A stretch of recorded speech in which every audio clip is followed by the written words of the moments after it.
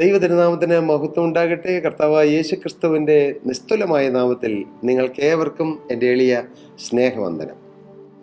ലൂക്കോസിന് സുവിശേഷം 5-ാം അധ്യായത്തിൻ്റെ 8-ാമത്തെ വാക്യം, ശീമോൻ പത്രോസ് അത് കണ്ടിട്ട് യേശുവിൻ്റെ കാൽക്കൽ വീണു. ശീമോൻ പത്രോസ് എന്താണ് കണ്ടത്? ഒരത്ഭുതമാണ് കണ്ടത്. ഒരു സൂപ്പർ നാച്ചുറൽ മിറക്കിളാണ് കണ്ടത്. ദൈവത്തിൻ്റെ വചനത്തിൽ പറഞ്ഞിരിക്കുന്നു, സയൻസ്, വണ്ടേഴ്സ് ആൻഡ് മിറക്കിൾസ് നടക്കുമെന്ന്. അത് യേശുവിൻ്റെ നാമത്തിൽ നടക്കുമെന്ന്. അത്ഭുതങ്ങളും അടയാളങ്ങളും വീര്യപ്രവൃത്തികളും അത് തീർന്നു പോയിട്ടില്ല. ആ കാലഘട്ടം ചെല്ലു പറയുന്നു, അത്ഭുതങ്ങളുടെ കാലഘട്ടമൊക്കെ തീർന്നുപോയി, അടയാളങ്ങളുടെ കാലഘട്ടമൊക്കെ തീർന്നുപോയി, വീര്യപ്രവൃത്തികളുടെ കാലഘട്ടമൊക്കെ തീർന്നുപോയിന്നേ. ഇപ്പം അങ്ങനെയൊന്നുമില്ല.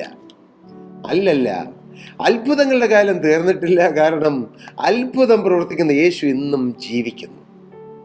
അന്ന് പ്രവർത്തിച്ച യേശു ഇപ്പോഴും പ്രവർത്തിച്ചുകൊണ്ടിരിക്കുന്നു, നാളെയും പ്രവർത്തിക്കും.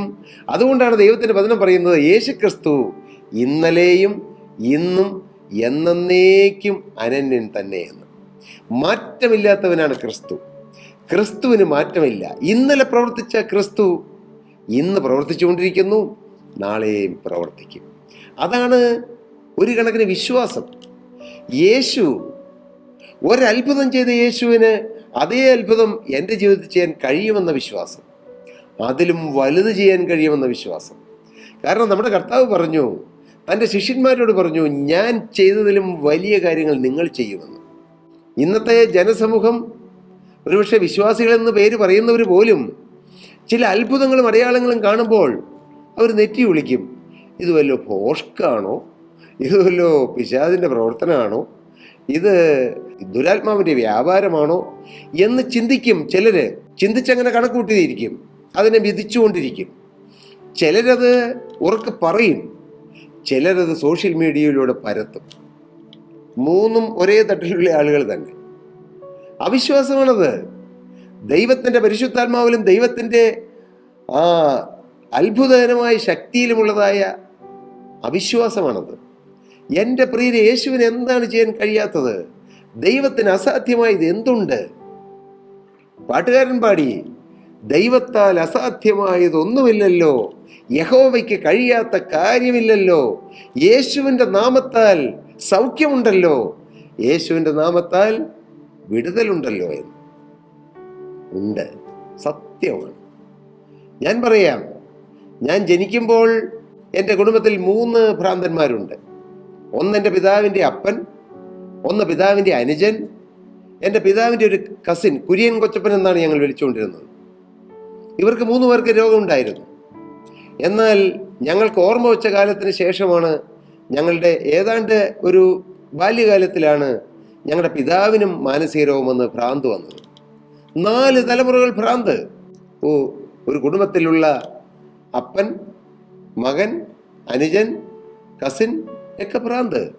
ഭ്രാന്തന്മാരുടെ കുടുംബം എന്നാണ് ഞങ്ങളെ വിളിച്ച് പലരും ആക്ഷേപിച്ചിരുന്നതും അന്വേഷിച്ചിരുന്നതും. കാരണം വീട്ടുപേര് പറഞ്ഞാലൊന്നും അറിയുകയില്ല, ഭ്രാന്തന്മാരുടെ വീട്. എന്നാൽ ഞാൻ നിങ്ങളോട് പറയട്ടെ, അതിനുശേഷം ഇന്ന് ഞങ്ങളുടെ കുടുംബത്തിൽ 4 തലമുറകളുണ്ട്.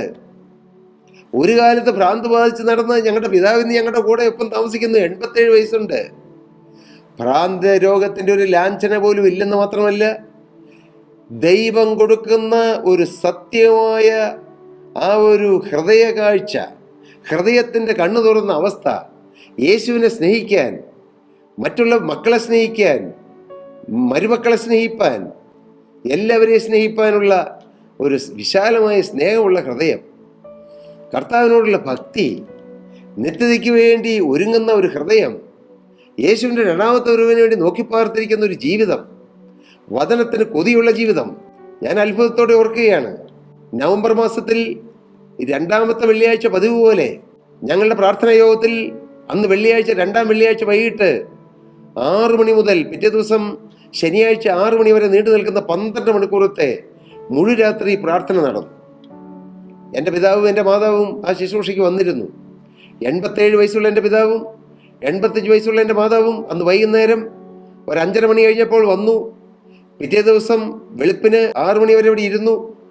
6 മണിക്ക് പ്രാർത്ഥനായോഗത്തിന് വന്നവരെല്ലാം പിരിഞ്ഞുപോയി. ഞങ്ങളിവിടെ എല്ലാം ക്ലീൻ ചെയ്ത് ക്ലിയറാക്കി എല്ലാം നീറ്റാക്കിയിട്ടൊരു 7-7:30 മണിയാവറായി പോയപ്പോൾ ഏതാണ്ട് 13-13.5 മണിക്കൂറോളം ആ വാർദ്ധക്യത്തിലെത്തിയ മാതാപിതാക്കൾ ക്ഷീണമില്ലാതെ അവർ കർത്താവിനെ ആരാധിക്കുകയും കർത്താവിന് വചനം ധ്യാനിക്കുകയും നടന്ന ഓരോ ശുശ്രൂഷകളിൽ അവർ പങ്കെടുക്കുകയും ചെയ്തു.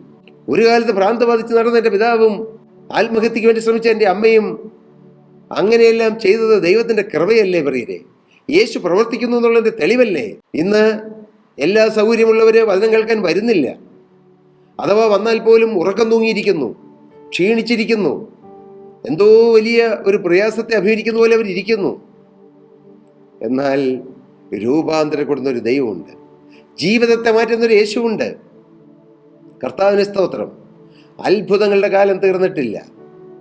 എൻ്റെ പിതാവ് 12 ഗുളിക കഴിച്ചുകൊണ്ടിരുന്ന മനുഷ്യനാണ്. പക്ഷേ ഇന്ന് ഒരു ഗുളിക പോലും കഴിക്കുന്നില്ല. ഈ രോഗത്തിന് വേണ്ടി സന്തോഷമായി ഞങ്ങൾ കഴിയുന്നു. ഏതാണ്ട് 1.5 വർഷം മുമ്പ്, 2 വർഷത്തോളമായി ഞങ്ങളുടെ പിതാവിൻ്റെ അമ്മ മരിച്ചിട്ട് 103 വയസ്സുള്ളവളായി മരിച്ചു. ആ അമ്മ ഒരു തലമുറ, ഞങ്ങളുടെ പിതാവ് വേറൊരു തലമുറ, ഞങ്ങൾ മക്കൾ മറ്റൊരു തലമുറ, ഞങ്ങളുടെ മക്കൾ വേറൊരു തലമുറ, അതിൻ്റെ മക്കൾ വേറൊരു തലമുറ, അങ്ങനെ 5 തലമുറകൾ സുബോധമുള്ളവരും നല്ല യേശുക്രിസ്തുവിനോടുള്ള സ്നേഹമുള്ളവരും യഥാർത്ഥമായി കാൽവറി ക്രൂശിൽ യേശു ക്രിസ്തു ഒരുക്കിയ രക്ഷ അനുഭവിച്ചവരുമായി ഈ ഭൂമിയിൽ ജീവിച്ചു. ഞങ്ങളുടെ ഗ്രാൻഡ്മ ഒരു 2 വർഷമായി ആവാറായി എന്നെനിക്ക് തോന്നുന്നു അമ്മ കടന്നുപോയിട്ട്. എൻ്റെ പ്രിയപ്പെട്ടവർ, ഇന്ന് ഞങ്ങൾ 4 തലമുറ ഒരു കുടുംബത്തിൽ കഴിയുന്നു, ഒരു ഭവനത്തിൽ കഴിയുന്നു, സ്നേഹമായി, ഐക്യമായി. ജനറേഷൻ ഗ്യാപ്പ് കൊണ്ടാണ് ഇങ്ങനെയൊക്കെ അകൽച്ച വരുന്നതെന്ന് സമൂഹം പറയുമ്പോൾ, എന്ത് ജനറേഷൻ ഗ്യാപ്പ്? ക്രിസ്തു ഗ്യാപ്പ് മാറ്റിയാൽ എല്ലാ ഗ്യാപ്പും മാറും പ്രിയരെ. ക്രിസ്തുവിൻ്റെ സ്നേഹം വ്യാപരിച്ചാൽ ഗ്യാപ്പില്ല, സ്നേഹം മാത്രം. അങ്ങനെ കഴിയുന്നു. അതൊരു അത്ഭുതമല്ലേ? തീർച്ചയായും അത്ഭുതമാണ്. ഞങ്ങൾക്ക് എവിടെയെല്ലാം അവസരം കിട്ടുന്നുവോ അവിടെയെല്ലാം ഞങ്ങൾ യേശുക്രിസ്തുവിനെ സാക്ഷിക്കും. ഏതാനും മാസങ്ങൾക്ക് മുമ്പ് ഏതാണ്ട് 12-13 മണിക്കൂർ വണ്ടി ഓടിച്ച് അങ്ങ് ഞങ്ങളുടെ നാട്ടിൽ നിന്നും തമിഴ്നാട്ടിൽ ഏലഗിരി എന്ന് പറഞ്ഞൊരു സ്ഥലത്ത് ഒരല്പസമയം, ഒരു അരമണിക്കൂർ സാക്ഷ്യം പറയാൻ വരാമോ എന്ന് എന്നോട് ചോദിച്ചു. ഞാൻ അപ്പം തന്നെ വരാമെന്ന് പറഞ്ഞു. ഏതാണ്ട് 10-13 മണിക്കൂർ വണ്ടി ഓടിക്കണം, കാർ ഓടിക്കണം. കർത്താവിന്റെ സ്തോത്രം. അന്ന് രാത്രി മുഴുവൻ, തലേദിവസം രാത്രി മുഴുവൻ കാർ ഓടിച്ച് അങ്ങോട്ട് പോയി. പകല് ശുശ്രൂഷയിൽ സംബന്ധിച്ചു, വൈകിട്ട് സാക്ഷ്യം പറഞ്ഞു. അതിനുശേഷം രാത്രി അപ്പോൾ തന്നെ വണ്ടി ഓടിച്ച് തിരിച്ചു വന്നു. പിറ്റേ ദിവസം ഉച്ചയ്ക്കെത്തി. അന്ന് വൈകുന്നേരം കോട്ടയത്ത് മറ്റൊരു ശുശ്രൂഷയ്ക്ക് പോകാനും ഇടയായി. ദൈവമക്കളോട് ഞങ്ങൾ ഒരുമിച്ച് പോയി. എൻ്റെ പ്രിയരെ, ക്ഷീണം തോന്നിയില്ല. ഒന്നും കഴിവുകൊണ്ടല്ല, എനിക്ക് നന്നായി അറിയാം. കൃപ, യേശുവിനോടുള്ള സ്നേഹം. യേശുവിനോടുള്ള സ്നേഹം എന്ന് പറയുമ്പോൾ എൻ്റെ ഹൃദയം ഇങ്ങനെ തരളിതമാകും, എൻ്റെ കണ്ണു നിറയും. കാരണം ആരും സ്നേഹിക്കാനില്ലാത്ത ഞങ്ങളെ സ്നേഹിച്ചൊരു യേശുവുണ്ട്. എല്ലാവരും തള്ളിക്കളഞ്ഞപ്പോഴും ഞങ്ങളെ തള്ളിക്കളയാതെ മാറോട് അണച്ചൊരു യേശുവുണ്ട്. ഭ്രാന്തൻ കുര്യാക്കോന്റെ മക്കൾ എന്ന് പറഞ്ഞ് സ്കൂളിൽ പഠിക്കുമ്പോൾ കുട്ടികൾ കളിയാക്കുമ്പോൾ തല കുമ്പിട്ട് നിരാശപ്പെട്ട്, അപകർഷതാബോധം കൊണ്ട് നിരാശപ്പെട്ട് വീട്ടിലേക്ക് കരഞ്ഞുകൊണ്ട് പോകുന്ന കാലങ്ങളുണ്ട്. ഒരു 10 പൈസ വണ്ടിക്കൂലിക്ക് കൊടുക്കാനില്ലാതെ, ST കൊടുക്കാനില്ല. ഒത്തിരി കരഞ്ഞിട്ടുണ്ട്, ഒത്തിരി നിരാശപ്പെട്ടിട്ടുണ്ട്, ഒത്തിരി സങ്കടപ്പെട്ടിട്ടുണ്ട്. എല്ലാ നേരവും സ്കൂളിൽ ഉച്ചയ്ക്ക് ചോറ് കൊണ്ടുപോകാനില്ല. ഉച്ചയ്ക്ക് ഉപ്പാവ് കിട്ടും. ചില ദിവസങ്ങളിൽ ഉപ്പാവ് ഉണ്ടാക്കുന്ന ചാക്കോച്ചേട്ടൻ വരികയില്ല. അന്ന് പട്ടിണിയിൽ കഴിഞ്ഞ ദിവസങ്ങൾ. കരഞ്ഞിട്ടുണ്ട്. സ്കൂളിൻ്റെ കിണറിൽ നിന്നും വെള്ളം കോരി കുടിച്ച് വയറ് നിറച്ചിട്ടുണ്ട്. ഞാൻ ഇന്ന് ഓർക്കുന്നു, ഒരു ദിവസം സ്കൂൾ ആനിവേഴ്സറിക്ക് വൈകിട്ടാണ് ആനിവേഴ്സറി. അതിരാവിലെ ഞാൻ വീട്ടിൽ നിന്ന് പോയി, ഒന്നും കഴിച്ചിട്ടില്ല. സ്കൂളിൽ നിന്ന് എന്തെങ്കിലും കിട്ടുമെന്നായിരുന്നു എൻ്റെ പ്രതീക്ഷ. ഒന്നും കിട്ടിയില്ല. രാവിലെ മുതൽ രാത്രി ഏതാണ്ട് 8-9 മണി വരെയും ഞാൻ ഒരു കുഞ്ഞു കൊച്ച് തളർന്നവശനായി ആ പന്തലിൽ എവിടെയോ തളർന്നിരിക്കുമ്പോൾ എൻ്റെ മാതാപിതാക്കൾ എൻ്റെ മൂത്ത സഹോദരനെ പറഞ്ഞു വിട്ടു എൻ്റെ കാര്യം അന്വേഷിക്കാൻ. കുഞ്ഞു പ്രായത്തിൽ നടന്ന ചില കാര്യങ്ങളാണ് ഞാൻ ഓർക്കുന്നത്. അന്ന് എൻ്റെ സഹോദരൻ, എൻ്റെ പിതാവ് കൊടുത്തുവിട്ട് അന്ന് 10 പൈസ കൊടുത്താൽ ഒരു നെയ്യപ്പം കിട്ടും. എൻ്റെ കൂടെയുള്ളവരെല്ലാവരും പകൽ സമയങ്ങളിൽ നെയ്യപ്പവും പലഹാരങ്ങളെല്ലാം വാങ്ങി കഴിച്ചു. എനിക്ക് മാത്രമില്ല. ഞാൻ കുരുന്നുകുട്ടി കരഞ്ഞുകൊണ്ട്, കരഞ്ഞുകൊണ്ട് നടക്കുകയാണ്.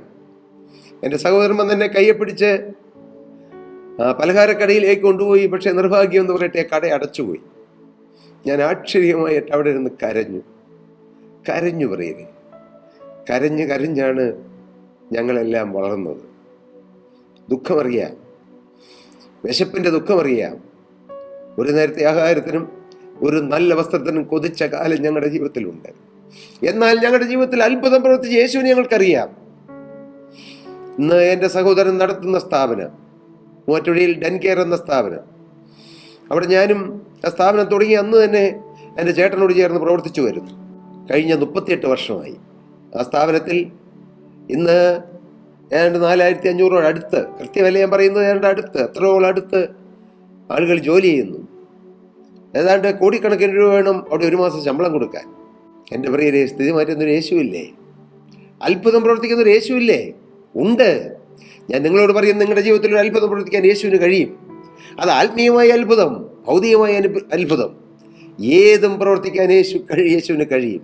യേശു സർവശക്തനാണ്, യേശു സർവജ്ഞാനിയാണ്, യേശു സർവവ്യാപിയാണ്, യേശു സർവത്തിനും മതിയായവനാണ്, സർവസമ്പന്നനാണ്. ഈ യേശുവിൻ്റെ കരങ്ങളിലേക്ക് ജീവിതം കൊടുക്കൂ പ്രിയരെ. ഞാൻ കൊടുത്തിട്ടാണ് പറയുന്നത്. അതിൻ്റെ ആ സുഖവും സന്തോഷവും കെട്ടുറപ്പും ധൈര്യവും അനുഭവിച്ചുകൊണ്ടാണ് ഞാൻ നിങ്ങളോട് ഇതെല്ലാം പറയുന്നത്. ശീമോൻ പത്രോസ് അത് കണ്ടു. തൻ്റെ ജീവിതത്തിൽ നടന്ന വലിയൊരു അത്ഭുതം ശീമോൻ കണ്ടു. അദ്ദേഹത്തിന് തൻ്റെ കണ്ണുകളെ വിശ്വസിക്കാൻ കഴിഞ്ഞില്ല. പക്ഷെ നേരിട്ട് കാണുകയാണ്. രാത്രി മുഴുവൻ അധ്വാനിച്ചിട്ട് ഒരു പൊടിച്ചിമൂൻ പോലും തൻ്റെ വലയിലോ തൻ്റെ പടകിലോ കയറാത്ത ശീമോന്റെ പടകിൽ ഇത് നിറയെ പടക് മുങ്ങുമാറ് മീൻകൂട്ടം, വല കീറുമാറ് മീൻകൂട്ടം. ആരാണ് കൊടുത്തത്? അവൻ്റെ പേരത്ര യേശു ക്രിസ്തു. ആ യേശു മകനെ നിന്റെ പടകം നിറയ്ക്കും. ആ യേശു നിന്റെ ഹൃദയം നിറയ്ക്കും. ആ യേശു സ്നേഹം കൊതിക്കുന്നതിൻ്റെ ഹൃദയത്തിൽ സ്നേഹം കൊണ്ട് നിറയ്ക്കും. യേശു ധൈര്യമില്ലാത്തതിൻ്റെ ഹൃദയത്തിൽ ധൈര്യം കൊണ്ട് നിറയ്ക്കും. പ്രത്യാശയില്ലാത്തതിൻ്റെ ജീവിതം പ്രത്യാശ കൊണ്ട് നിറയ്ക്കും. ദൈവരാജ്യത്തെക്കുറിച്ച് ഒരു കാഴ്ചപ്പാടില്ലാത്ത നിന്റെ ജീവിതത്തിൽ യേശു പുതിയ കാഴ്ചപ്പാടുകൾ നൽകും. യേശു ജീവിക്കും. ആ യേശുവിൻ്റെ കരങ്ങളിലേക്ക് ജീവിതം കൊടുക്കൂ. അത് ഭാഗ്യമാണ്. അതാണ് ഏറ്റവും വലിയ ഭാഗ്യം. അങ്ങനെ നിങ്ങൾ ഭാഗ്യശാലികളാകണമെന്ന് ഞാനും ആഗ്രഹിക്കുന്നു. എൻ്റെ കർത്താവ് അതിൽ എത്രയോ ആഗ്രഹിക്കുന്നു. കർത്താവ് നിങ്ങളെല്ലാവരെയും അനുഗ്രഹിക്കട്ടെ. ദൈവനാമം മഹത്വപ്പെടട്ടെ. പ്രിയ സഹോദരീ സഹോദരങ്ങളെ, നിങ്ങൾക്ക് ഏതെങ്കിലും പ്രാർത്ഥനാ വിഷയങ്ങളോ ഏതെങ്കിലും കാര്യം ഞങ്ങളുമായി സംസാരിക്കാനുണ്ടെങ്കിൽ തീർച്ചയായും താഴെ കാണുന്ന നമ്പറിൽ ഞങ്ങളുമായി കോൺടാക്റ്റ് ചെയ്യുക. ഞങ്ങളുടെ പ്രെയർ വാരിയേഴ്സ് ടീം നിങ്ങൾക്ക് വേണ്ടി പ്രാർത്ഥിക്കും. ഞങ്ങളുടെ പ്രെയർ ഡെസ്കിലുള്ള ദൈവമക്കൾ നിങ്ങളുമായി കമ്മ്യൂണിക്കേറ്റ് ചെയ്യും. കർത്താവ് അതിനിടയാക്കട്ടെ. ദൈവനാമം മഹത്വപ്പെടട്ടെ. സ്തോത്രം.